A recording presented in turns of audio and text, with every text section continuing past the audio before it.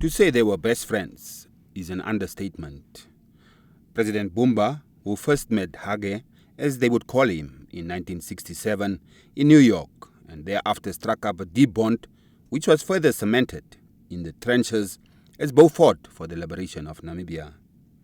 Here Dr. Mbumba and Dr. Geingob are pictured on a Zambia Airways flight to Windhoek, returning home in 1989. In hindsight, President Mbumba said events preceding President Geingob's departure to the United States of America on 24 January for treatment by a team of medical specialists was an omen for what was to come, leading to the death of President Geingob at 4 minutes past 12, Sunday, 4 February. Uniquely, this time when he left for the US, it was the first time it was announced that the Vice President will be the one acting. Usually I just get the envelope at the airport, and also this time, that envelope, I got it the day before his departure. I have never had that type of experience. Certain things were happening which we could not read, which we could not understand, but maybe those were the omens of things to come. Both Dr. Mbumba and Professor Katjavivi were with Dr. Geingob during his last moments. It was heart-wrenching, a trio they were, but now only two are remaining. Something to 11, 20 or quarter to 11, I got a call. You better come here. So I was there at those last final moments. And the only thing I remember is that everybody now said, this happened, you better go and make the announcement. And that hit me hard, that I'm not making an announcement about somebody else, but that we have lost a head of state, we have lost a comrade, we have lost a friend. And I have to do it because that now became my duty and responsibility. So it was hitting hard to see him there, and people, the doctors are saying, we have lost him. Very, very difficult moment. Have you been able to process the weight, the magnitude of that difficult moment? Well, I will continue to process it for as long as I have this job or as long as I live. It cannot be processed in one day. Yeah. It was very difficult, but at the same time, the initial briefing that we were given was a very professionally done. It gave us a sense of hope that the options are still available to the main medical team to do their best. But I recall when we were taken in to view him in the ICU, I looked carefully at his face, and I wanted to leave with something symbolizing hope. I might be wrong, but it was a very difficult period, and I felt, I was looking at his eyes as eyebrow, and I thought the eyebrows were moving. When I left the ICU, I was talking to myself, comforting myself that there is a hope for recovery.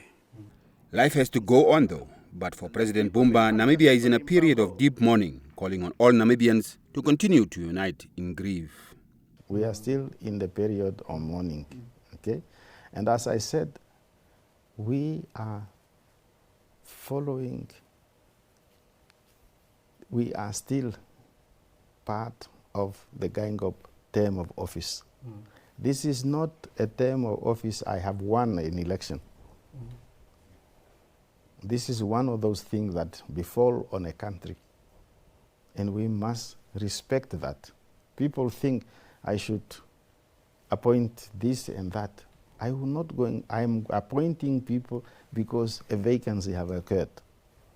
I'm not going to, some are saying, oh, you should have your own advisors.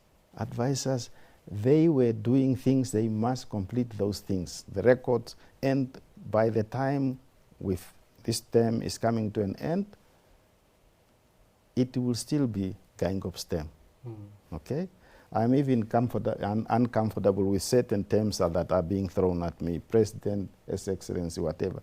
Those things are not what is important.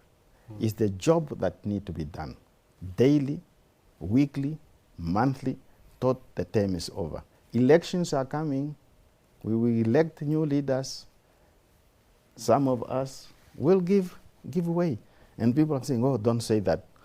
Professor Katjavivi recalled the time when his wife Jane died in his presence while in flight from the United Kingdom to Namibia on the 9th of August 2022.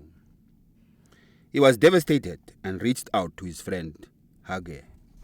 When my wife passed away, I had an opportunity to share with him about maybe it's about time that I exit earlier than the term.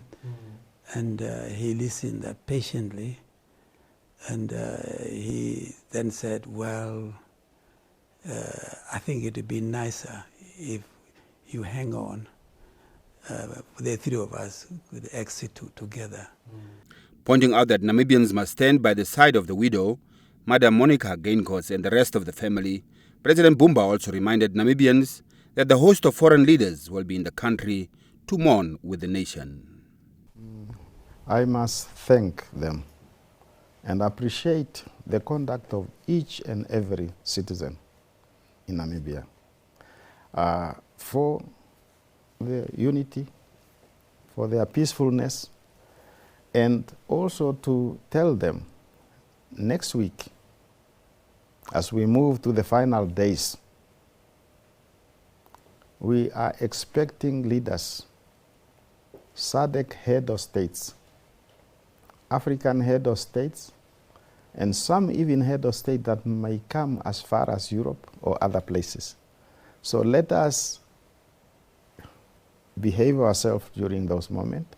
But this whole week from tomorrow onwards is ours to have our own memorial services wherever we want, to do whatever cultural performance we must do, religious issue to do, and when it comes now, from Friday, Saturday, Sunday, we will have international community landing in Namibia. And we should greet them well, we should treat them well, we should be kind to them, because they will only come not only to respect the memories of Dr. Hage Geingob, but also recognizing that Namibia is a country that is stable, a country that is at peace, a country that knows how to mourn, but still keeping hands together. What a privilege to have been part of a conversation where the two best friends of the late Dr. Hage Geingob shared first-hand experiences of their encounters with the late Dr. Geingob. A common thread of this conversation was Dr. Geingob's deep desire for unity among all Namibians. Peter Denk, State House, Windhoek.